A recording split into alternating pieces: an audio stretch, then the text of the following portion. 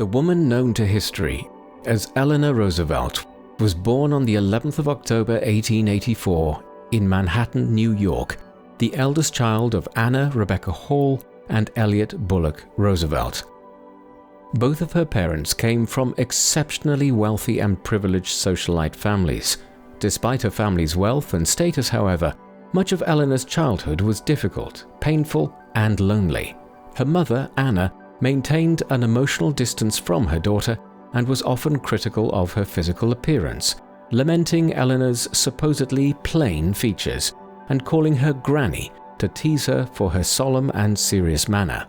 Eleanor's paternal aunt, Anna Roosevelt, known as Bamie, also looked upon her with disappointed pity, remarking that her niece was much too tall and her lips and teeth too large to make her a beauty. Such talk seems harsh to the modern observer, especially since all photographic evidence indicates that the young Eleanor was, in fact, a lovely girl. This kind of open criticism of a female child reveals the limited positions and opportunities open even to aristocratic women of the late 19th and early 20th centuries, who were not expected to do much more than marry well and raise children. In such a case, a girl perceived as cheerful, vivacious, and pretty, according to the conventions of the day, would almost certainly marry better than a so-called plain and serious one. Eleanor also had a complicated relationship with her father, Elliot, whom she loved dearly, but whose struggle with alcoholism meant that he was frequently absent during her childhood. When Eleanor was 8 years old, her mother died of diphtheria. Less than a year later, the same disease took her younger brother, Elliot Jr. When Eleanor was 10 years old, her father fell through a window during a bout of delirium tremens, and within 2 days died of a subsequent seizure, leaving his eldest daughter and third son, Hall, orphaned. Eleanor and Hall went to live with their maternal grandmother in Tivoli, New York, where they cleaved closely to one another. Their relationship remained close throughout their lives, and Eleanor always tried to act toward her brother as a mother might. She nonetheless spent her early adolescence frequently lonely and depressed. Even though she and Hall had moved into a fairly full house, Eleanor found little warmth among the relatives she lived with and was deeply intimidated by them. Her grandmother and aunt were stern and forbidding. Her maternal uncles, like her late father, were deep in the clutches of alcohol, and their behavior was just as erratic. Her paternal uncle, the charismatic Theodore Roosevelt, was always kind to her when he visited, but even he intimidated Eleanor with his boisterous and bombastic manner. The trauma she had suffered thus far had made her painfully sensitive, fearful, and timid, and she increasingly identified with the family opinion of herself as the ugly duckling. Eleanor's difficult childhood profoundly shaped her outlook on herself, the world around her, and her own place in it. Personal loss and poor self-esteem cultivated in her a desire above all to be loved, but also a deep compassion for the trials and suffering of others. All of these experiences served to guide Eleanor in the direction of public service. Her conviction that she was not beautiful enough inspired her to develop her inner qualities. A kind and honest heart and a sharp intellect was enough to make even the plainest woman attractive and worthy of love in the ways that counted most, Eleanor believed. This impression was strongly reinforced for her by age 15, when she was sent to Allenswood Academy, a finishing school near London, England, in 1899. Her aunt Bamie had attended the school herself as a young girl and thought it an ideal fit for her niece. The school's headmistress, Madame Souvestre, was a strong mentor in Eleanor's life, who encouraged independent thinking, social consciousness, and social engagement in her students. Eleanor later wrote that her 3 years at Allenswood were the happiest of her entire life. At last, she had friends who were like-minded and who valued her for the person she was. She was well-liked, even popular. It was therefore a bitter pill to swallow when Eleanor's grandmother summoned her home in 1902 for her debut into New York society. Eleanor was now 17 years old, eligible to be presented to society, as well as eligible for marriage. She later spoke about how miserable she found the experience of being a debutante, which is hardly surprising. She had few friends among the young people at her debut or her coming-out party after so long living in England. Moreover, since debutantes were frequently admired for little more than their looks and poise, one can imagine Eleanor's impatience with the notion of being a debutante after years at Allenswood Academy, where substance, not appearance, was stressed as all-important. She did not forget the lessons she had learned from Madame Souvestre and her schoolmates, however, and promptly became involved with the New York chapter of the Junior League upon her return to the US. She spent the next 2 years teaching physical fitness and dance classes to children in the low-income neighborhoods of New York's East Side. A few months before her 18th birthday, Eleanor began discreetly seeing her distant cousin, Franklin Delano Roosevelt, who was 2 years her senior. They had encountered one another by chance at the New York Horse Show at Madison Square Garden, and their subsequent correspondence quickly became a romance. Each admired and loved the other for their ideals, intellect, and ambition, and Eleanor was hopeful that the life of a married woman, which social pressures dictated she undertake, might be a truly happy life after all. Franklin proposed to Eleanor in November of 1903, and she accepted. Unfortunately, the pair encountered serious opposition from Franklin's mother, Sarah Delano Roosevelt, who insisted that her son wait a year before announcing the engagement. Sarah remained against the match, doing what she could to convince Franklin to break off the engagement, but he would not be dissuaded. Sarah's opposition to their marriage and Eleanor's consistently tense relationship with her disappointed Eleanor deeply. She and Franklin had fallen in love and eagerly looked forward to their marriage. But Eleanor had also hoped that her new mother-in-law might also wholeheartedly embrace her and give her the mother's comfort she had been lacking for so many years. Sadly, her relationship with Sarah continued to be complicated and far less demonstrative or supportive than Eleanor had hoped, remaining so for many years to come. Eleanor and Franklin were married at the Delano family estate in Newburgh, New York, on the 17th of March 1905. President Theodore Roosevelt, who was Eleanor's uncle and Franklin's fifth cousin, gave the bride away. At the conclusion of the ceremony, Teddy kissed his favorite niece, slapped Franklin on the back, and joked about what a good idea it was to keep the name in the family. The New York Times likened Franklin and Eleanor's union to a royal wedding, where two scions of one of America's foremost aristocratic families joined their lives to one another. Sadly, Eleanor did not find married life to be all she hoped it would be. There was strain between herself and Franklin even before their 3-month honeymoon tour of Europe was over. Both of them loved, admired, and respected one another throughout their marriage. However, their biographers theorized their marital friction stemmed largely from the fact that they each wanted the other to play a role in the marriage, of which neither of them was capable. Franklin, who had grown up secure in his family's love and at the center of his mother's world, wanted unquestioning adoration, which Eleanor, who was given to often critical frankness, was unable to give. Eleanor, denied the security of a consistent and loving family, wanted to be loved for herself above all others, but also wanted someone in whom she could confide with total honesty, who would always take her side. Franklin could not be that partner with his divided loyalties among his wife, his mother, his family, and his legal and political career. Further, Eleanor admitted that she did not enjoy marital intimacy, viewing it as a burden to be dutifully shouldered. Nonetheless, the Roosevelt marriage was a prolific one, producing 6 children in 10 years: Anna, James, Franklin, Elliot, Franklin Jr., and John. Much additional strain accompanied the first years of married life for Eleanor due to her problematic relationship with Franklin's mother. And so, following their honeymoon, the newlyweds moved into a house in New York adjoining that of Eleanor's mother-in-law.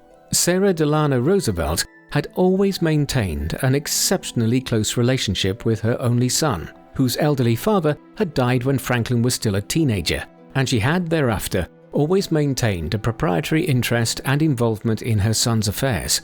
A large part of Eleanor's unhappiness during these years stemmed from friction with Sarah, who was constantly trying to assert her matronly presence and position in the Roosevelt household, frequently to the point of pushing Eleanor aside as the lady of the house. The eldest son, James, recollected that their grandmother had once insisted to them that she, not Eleanor, was their real mother. While Franklin was frequently absent and busy building his legal career, and later his political career, he delighted in his children and was a very loving, involved, and active father when at home or on vacation with his family. In contrast, Eleanor later wrote, she herself had always had reservations about her ability to understand or to care for children, and found it very difficult to show overt affection toward them. She reflected that she did not take to motherhood with the secure happiness she had expected. Eleanor's relationship with her own mother had always been detached emotionally, and she had received little warmth from subsequent caregivers after Anna's death. It is also possible that her relationship with her rather domineering mother-in-law may have also contributed to her conviction of her own parental shortcomings. Sarah was also often critical of Eleanor's physical appearance as her mother, Anna, had once been.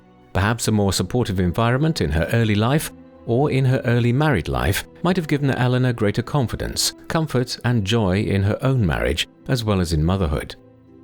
Before their first wedding anniversary, Eleanor confronted Franklin about her dissatisfaction with their home life. I did not like to live in a house, she later wrote, which was not in any way mine, one that I had done nothing about, and which did not represent the way I wanted to live. She had had no part in choosing or decorating the family home, and Sarah maintained full supervision of all domestic activities.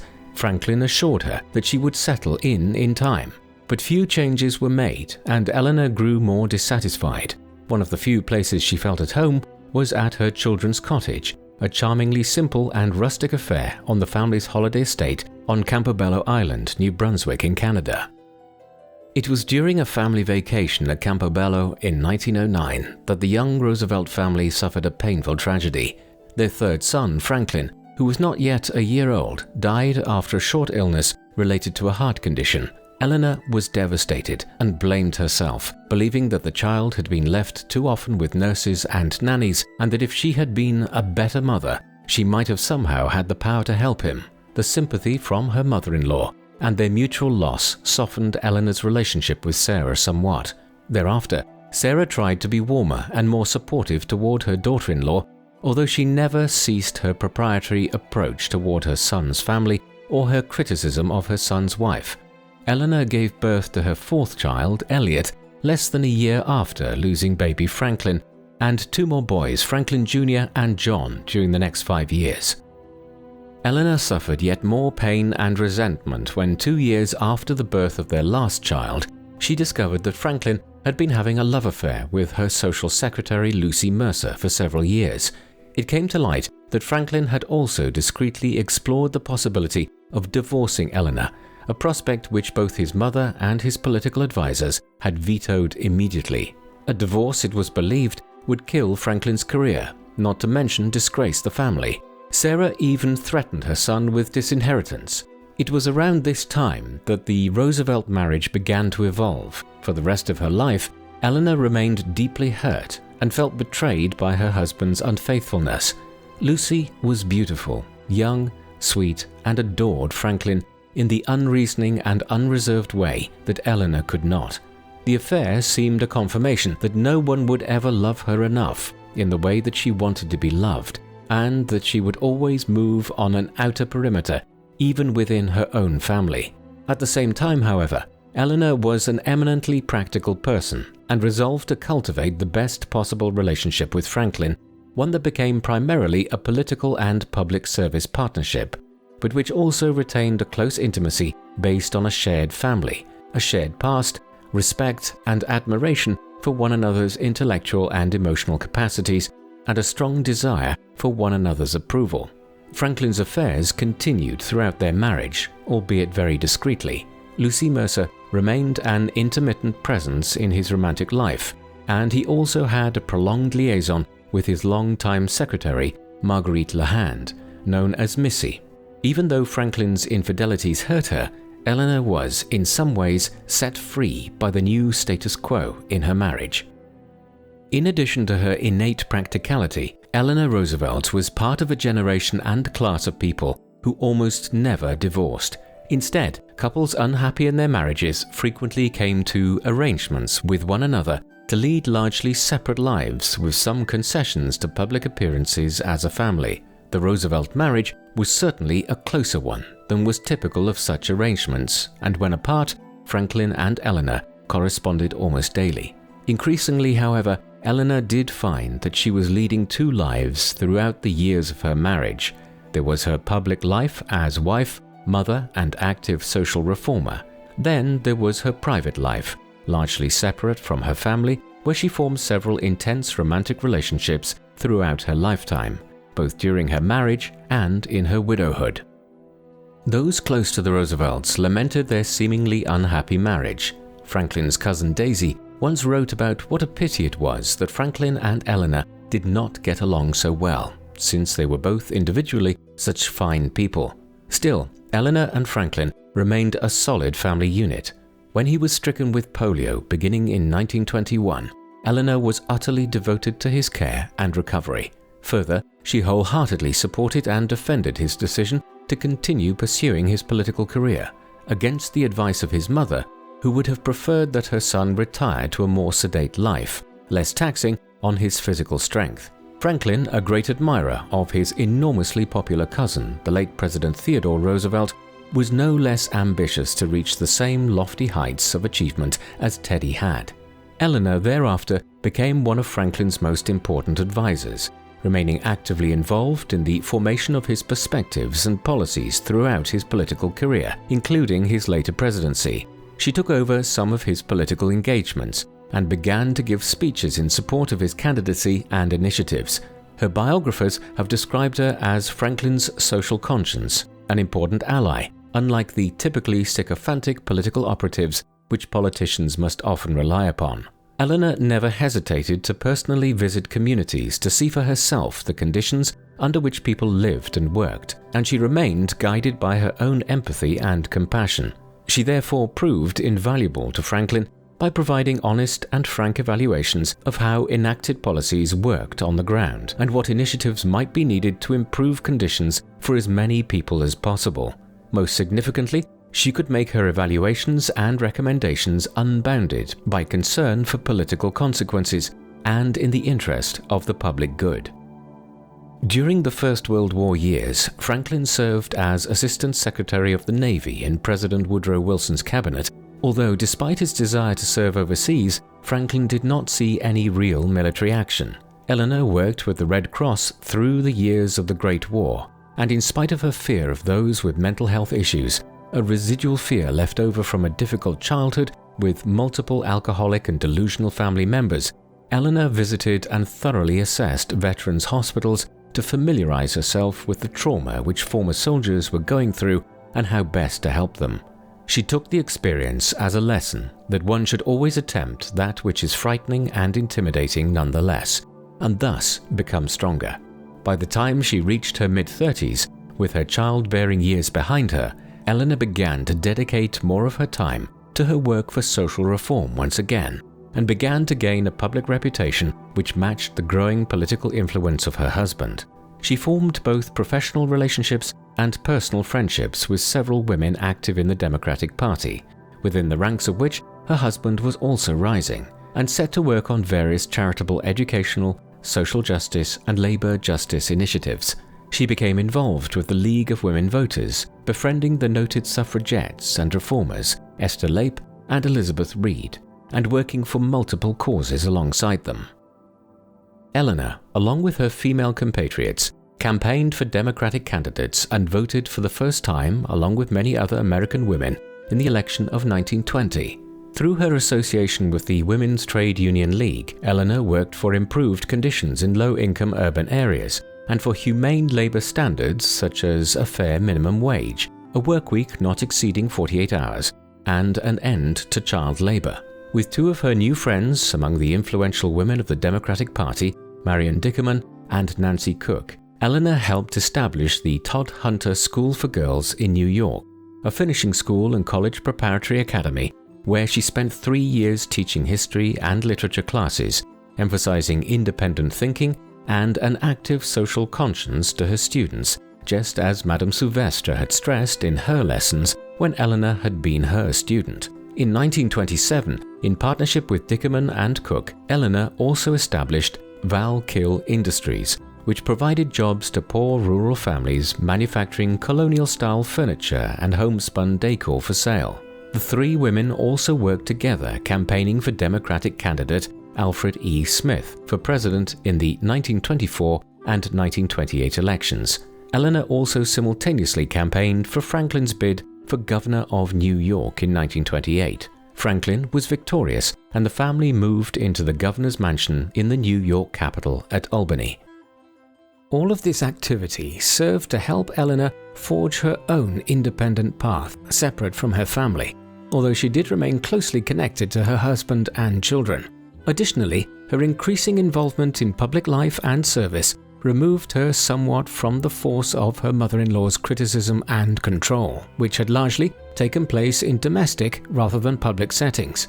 Predictably, Sarah was disapproving of Eleanor's reform activities and new friends, believing that her daughter-in-law should have given up her work for the Red Cross and all other causes following the end of the war and returned to her domestic role as wife and mother. The idea of returning to the life of socialite domesticity seemed to Eleanor a dull waste of time and energy.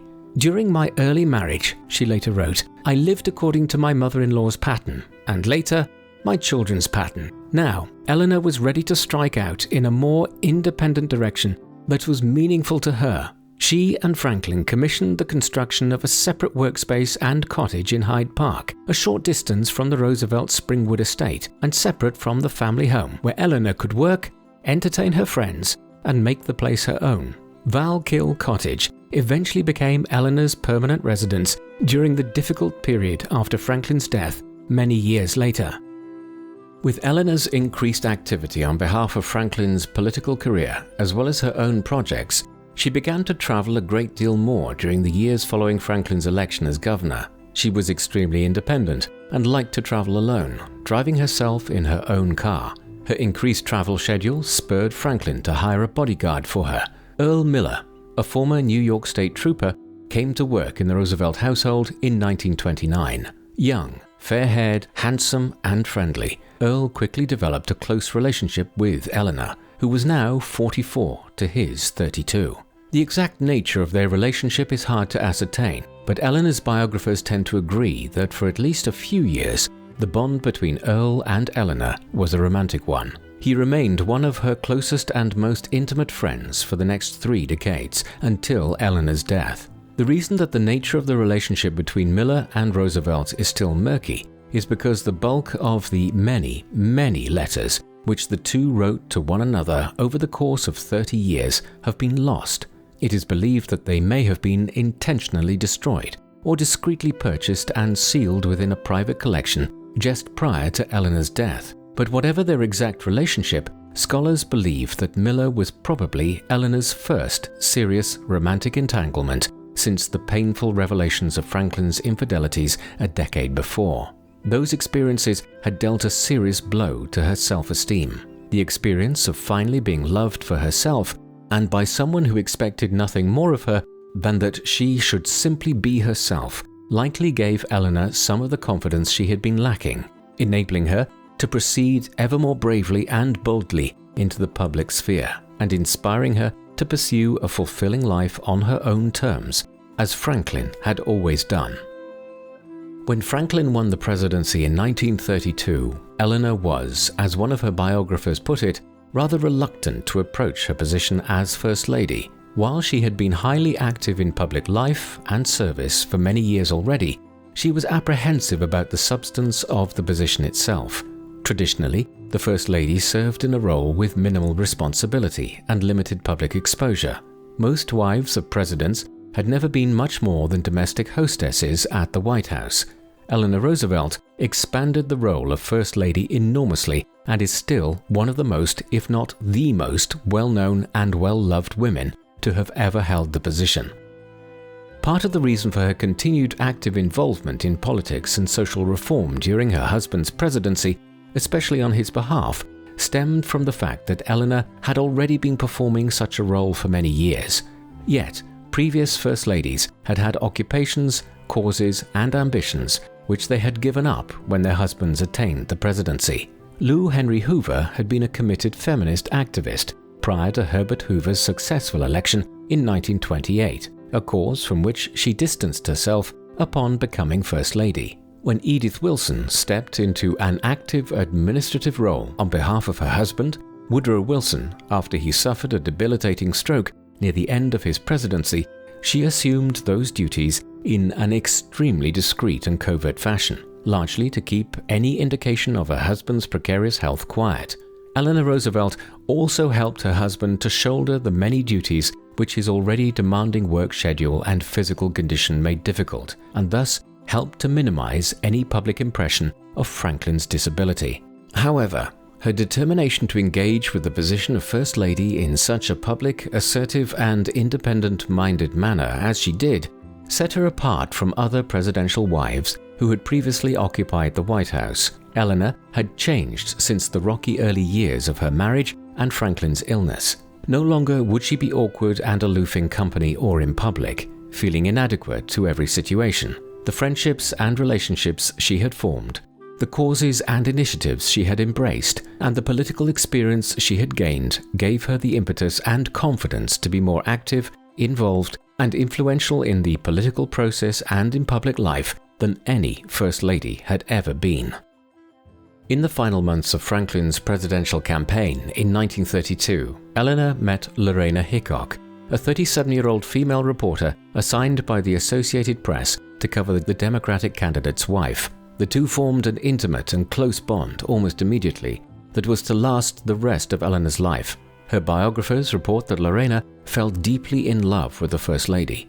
Finding it impossible to write about Eleanor for the public in any remotely impartial or detached fashion, she quit her newspaper job and went to work instead as part of the Roosevelt's White House staff.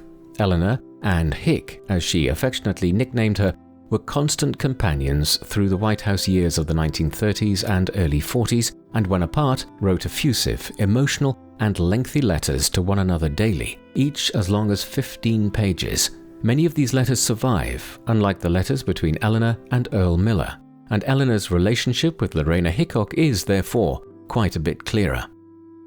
Despite the obvious passion and romantic feelings which seem to be fairly clearly expressed in these letters, scholars have often been notably reluctant to describe Eleanor and Lorena's relationship as romantic.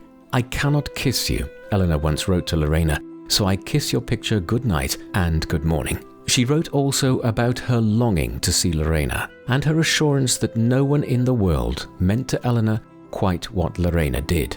Some historians have cautioned readers and history students not to make romantic or sexual suppositions about Roosevelt and Hickok which can never be fully proven, or to infer a sexual orientation which historical figures did not claim for themselves. Conversely, other historians insist that the letters clearly demonstrate that there was a physically intimate side to Roosevelt's and Hickok's relationship, and that the letters are undeniably indicative of romantic love. Similar sentiments expressed in letters between a man and woman would lead one to a conclusion of romantic love almost immediately. Yet only in the last few decades have scholars begun to openly acknowledge what was very likely the truth of their relationship. Historians, who warn that observers should not impose the identity of a lesbian on Eleanor Roosevelt when she did not claim it for herself, make a very good point. All biographers and biographies are ultimately speculating about particular details which cannot be gleaned from existing sources. However, one must also acknowledge that Eleanor was part of a generation which never openly declared sexual orientation. This is not to say that same-sex relationships were unknown to most of society. During the late 19th and early 20th centuries, the reality was quite the reverse, with women living together openly in what were termed Boston marriages, but heteronormativity was an all-encompassing cultural force, as it continues to be today in many cultures. It was known among the White House press corps that Lorena Hickok was a lesbian, yet traditionally, historians have often shied away from characterizing her relationship with Eleanor as anything but an exceptionally close friendship. Eleanor, as a married woman with children, and probably one of the most famous women in the world by the end of her husband's presidency, could never have openly declared a romantic relationship with a woman. It is also possible that she never really thought about her sexual orientation at all. but the fact remains that Eleanor came as close as she could to such a declaration by forming a romantic relationship and close friendships with several lesbian women, Esther Lape and Elizabeth Reed, alongside whom Eleanor had worked for the League of Women Voters, were a couple, as were Eleanor's friends and partners in Valkill Industries and the Todhunter School, Marian Dickerman and Nancy Cook. One of the women Eleanor admired most in the world, her beloved schoolmistress at Allenswood, Madame Souvestre, was also known to have been a lesbian. So, Roosevelt certainly showed an understanding and an acceptance of same-sex relationships, and she seems to have had at least one herself. However, she also had romantic and intimate relationships with men, as well as close personal friendships with both heterosexual and homosexual couples throughout her life. This dimension of Eleanor's life is probably the one with the most questions and controversy still surrounding it, and for that reason, some historians believe it deserves more investigation. Whatever her sexual identity, Eleanor nonetheless pursued happy relationships in her private life, with one foot still in the heteronormative world of her husband and children.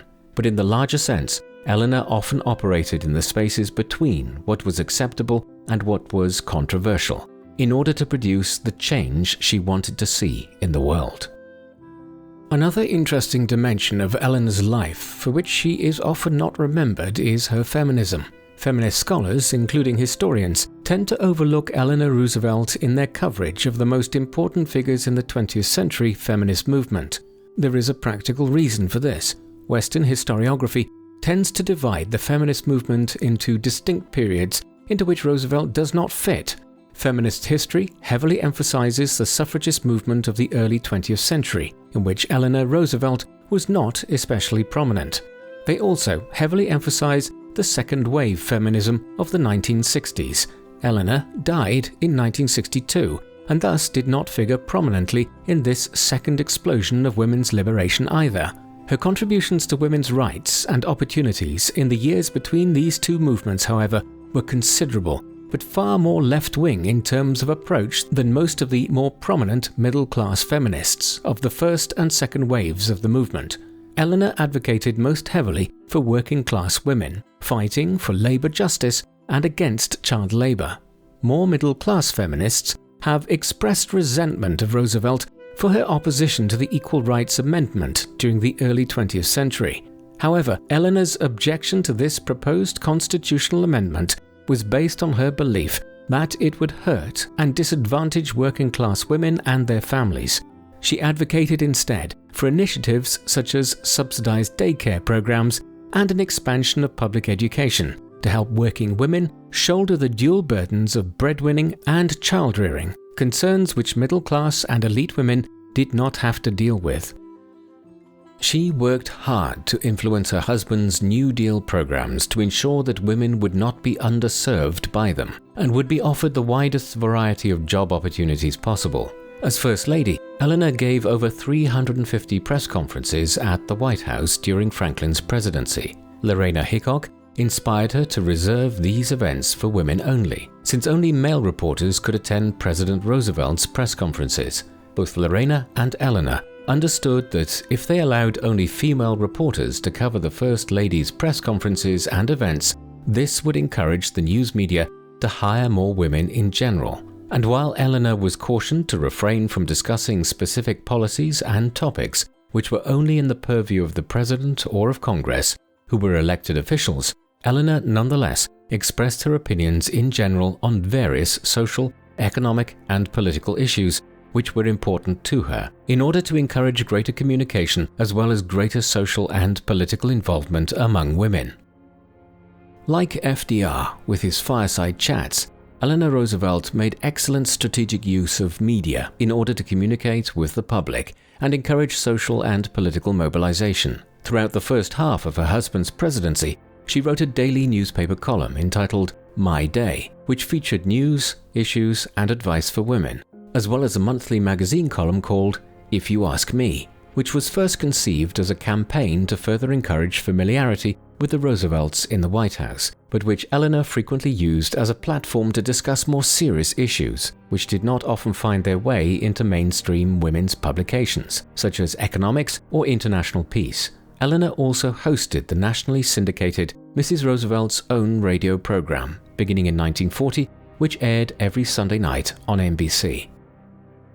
Beginning in 1932 and throughout the rest of her life, Eleanor published numerous books and essays and made hundreds of public speeches, most in support of democratic values and progressive causes. When one considers her numerous press conferences, speeches, publications, and the many, many letters she wrote daily to those dear to her, it seems safe to assume that Eleanor Roosevelt was one of the most prolific women writers of the 20th century. When criticized for being too vocal, even to the point of openly disagreeing with her husband's opinions and decisions, Eleanor did not shrink. She instead insisted that she often said controversial things to ensure that the issues in question would become more mainstream topics of conversation. Public awareness might thereby be raised, perhaps even leading to action. Most impressively, Eleanor donated all of the proceeds from her various sponsored publications and paid speaking engagements to charitable causes she believed in. Eleanor worked closely with Harry Hopkins on overseeing the proper implementation of Franklin's New Deal programs during the Great Depression, so that they might benefit as many Americans as equitably as possible. She was particularly invested in the success of the National Youth Administration, which aimed to provide jobs for young people aged 16 to 24. Her pet project was the planned community Arthurdale near Morgantown, West Virginia. Lorena Hickok had been investigating the conditions in communities in the region on behalf of Secretary of Commerce Harry Hopkins, and advised Eleanor to visit Morgantown if she wanted to see just how bleak life had become for various American regions since the advent of the Great Depression. The First Lady was deeply affected by the plight of the people in Morgantown, most of whom were unemployed miners, blacklisted from virtually the only employment opportunity in the area because of their attempts to organize a union. Adequate shelter, as well as reasonable access to food and clean water, were not at all assured. Families shared their indoor accommodation with any livestock they were still lucky enough to own. Some families were even sleeping in caves and culverts. Eleanor was determined to adopt the whole town, moving all of the inhabitants to a planned community, which she hoped could eventually become self-supporting. Franklin enthusiastically supported Eleanor's vision, making Arthurdale a New Deal program, and Eleanor poured nearly all of her own income into the project. While the town itself has been called a failure by some historians, with the last of the land being sold off by the government in 1942, Eleanor had the satisfaction of seeing many of the town's families get back on their feet financially and remain stable for years afterwards, thanks to their residency and support at Arthurdale. Experiences with planned communities like Arthurdale highlighted for Eleanor the fact that while the New Deal was doing a great deal of good for various American communities hard hit by the Depression, help was not being given equally to all Americans. The residents of several planned communities, including Arthurdale, refused to allow African American or Jewish miners and their families to live in their towns. She was shocked to discover that the planned community established in West Virginia the year before Arthurdale, named Eleanor in her honor, was in fact a sundown town, meaning that any person of color remaining within the town limits after sundown might be harassed, forcibly expelled, arrested, or even subjected to violence. Having initially hoped to establish diverse communities, she was dejected at being defeated in town meetings at which the white residents invariably voted to restrict residency to white Christians only. Eleanor Roosevelt thereafter became much more active and vocal in the cause of civil rights. When it became clear to her that widespread American racism was affecting the administration of New Deal initiatives in African American communities, she was quick to pressure her husband and his administration to adjust their strategy to ensure that black men, women, and children benefited from these programs as much as white Americans. Despite her best efforts, only about a third of black Americans in need received both regular and sufficient support from the New Deal. Eleanor was determined to do more and began to cultivate working relationships and friendships with noted black activists and civil rights leaders, such as Walter White, chairman of the NAACP, the National Association for the Advancement of Colored People, and Mary McLeod Bethune, the prominent educator and activist. The Roosevelt administration exceeded previous administrations in the appointment of African Americans to federal jobs and established a much more comprehensive advisory system on civil rights within the White House. Franklin, however, as the Democratic Party leader and president, was dependent on the cooperation and support of white segregationist politicians, primarily from the South, who wielded enormous power within Congress. Franklin, or FDR as he is perhaps better known, therefore declined to publicly back a bill which would make lynching a federal crime. Racially motivated violence against African Americans, particularly black men and boys, had been prevalent in the South since the Reconstruction period following the American Civil War, most particularly since the 1890s. Segregationist politicians decried the anti-lynching bill as a usurpation of state rights and legal jurisdiction. FDR refused to meet with Walter White when he asked for a meeting to discuss the anti-lynching bill. Eleanor, therefore, personally invited the NAACP's leader to the White House for tea, making sure that Franklin would be present as well. Both Walter and Eleanor were deeply disappointed at the president's lack of public support for the bill, despite his assurance that he would gladly sign it if it passed in Congress, which it sadly did not. And although it was revived again and again during the 20th century, the current incarnation of this bill, the Emmett Till Anti-Lynching Act, has still not achieved full passage under the current 117th Congress.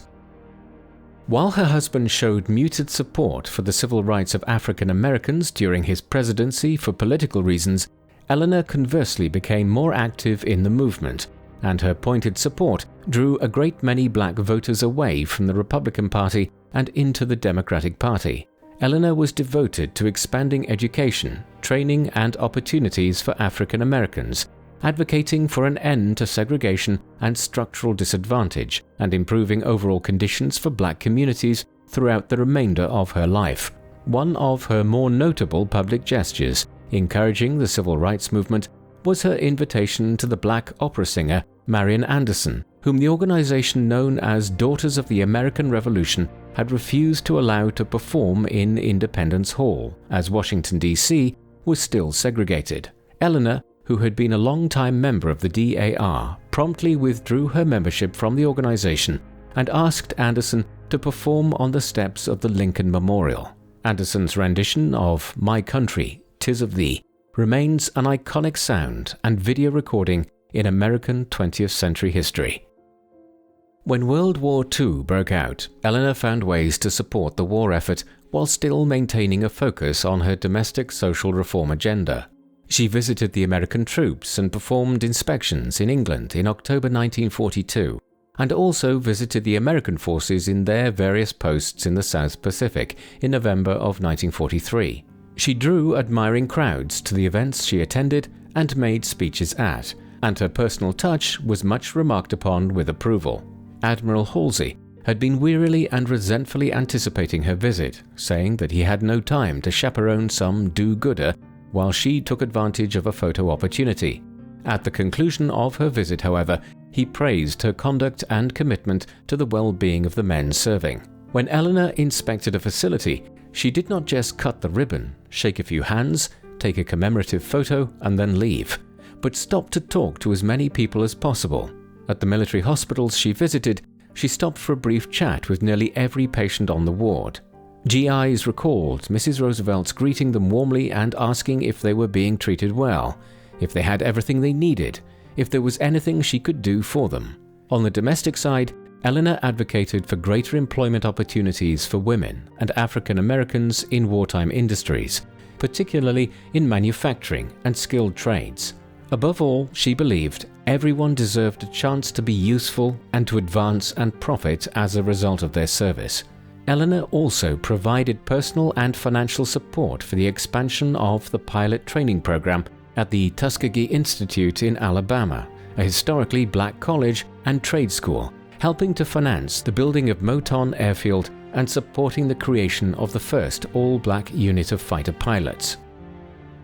Eleanor emerged from the war, like many others, utterly changed by what she had seen, and mourning those who had been lost, the savagery and brutality of the war, not only on the troops, but on the civilians and refugees such as European Jews, had inspired Eleanor to work for a greater commitment from the United States to care for refugees, particularly from the Nazi regime. One of her greatest sorrows was her inability to persuade Roosevelt, his administration or Congress to reconsider the rejection of most Jewish refugees, or to convince her husband to halt Executive Order 9066, which provided for the creation of internment camps in which 110,000 Japanese Americans were imprisoned during the war.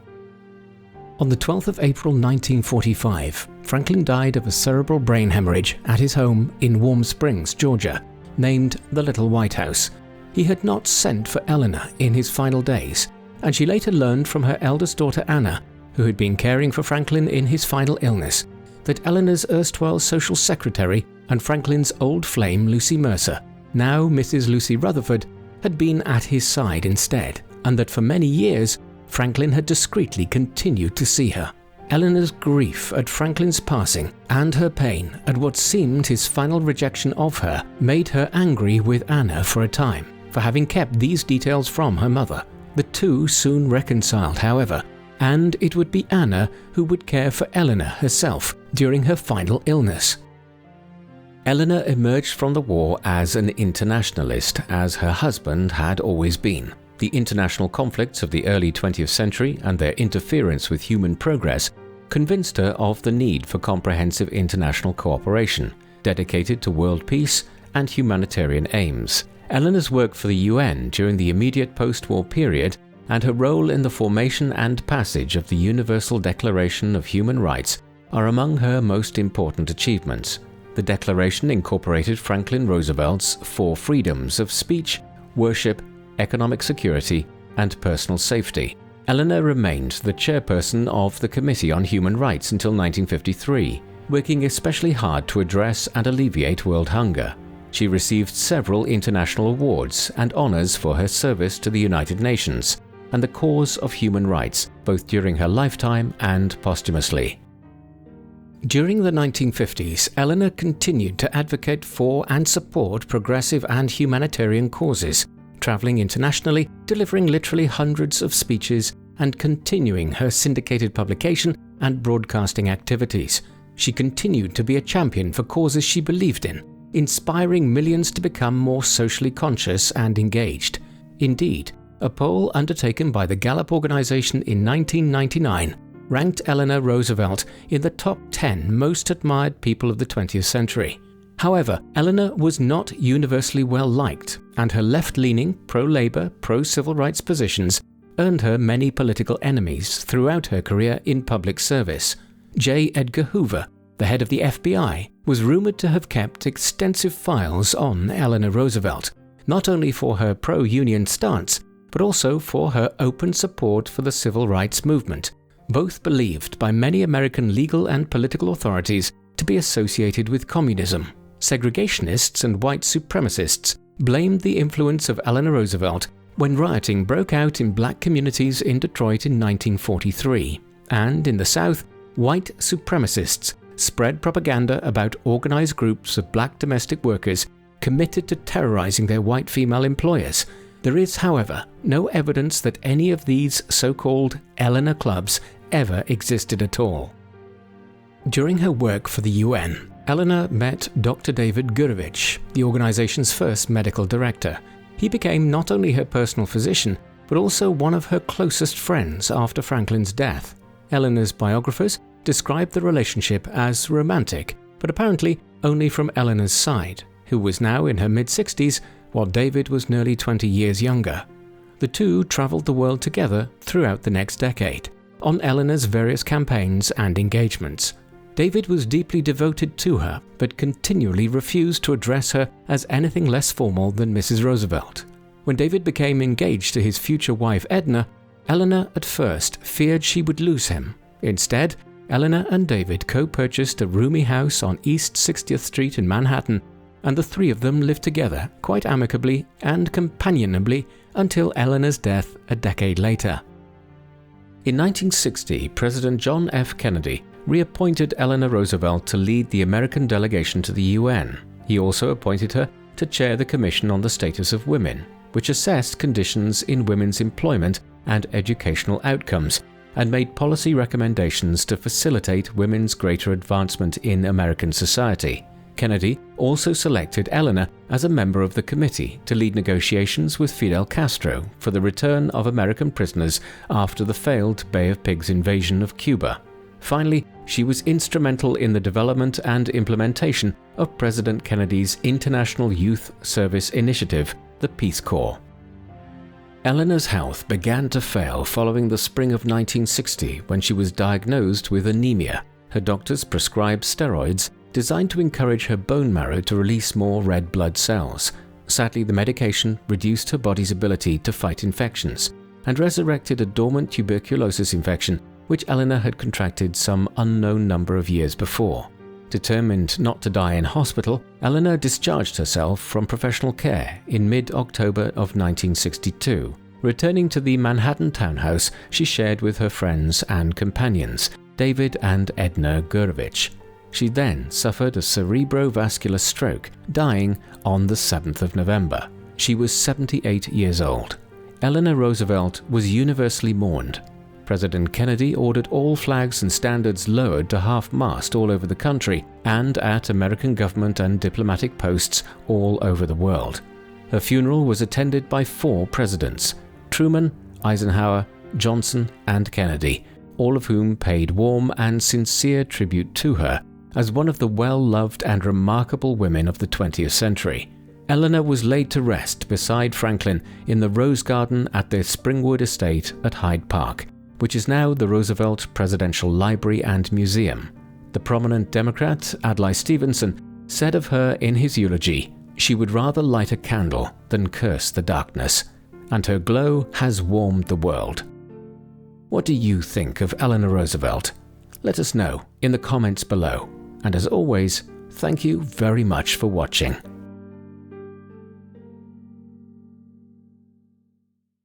Hello guys, thank you so much for watching this video. If you enjoy our work and would like to support the channel, please visit our revamped Patreon and Buy Me a Coffee membership pages, which contain rewards, such as early access to our content, merchandise discounts, and audio versions of our videos, along with much more that we give to our valued supporters. If you have not yet signed up to help our cause, we'd like to ask you to please consider doing so, as we need to secure the channel by safeguarding it from possible demonetization, and also invest in better equipment, software, and more people to help us improve our videos going forward. In short, without your contributions, these videos would not be possible. So if you would like to ensure this channel never has to shut down due to demonetization, please spare whatever you can per month and become People Profiles patrons. Thanks for listening.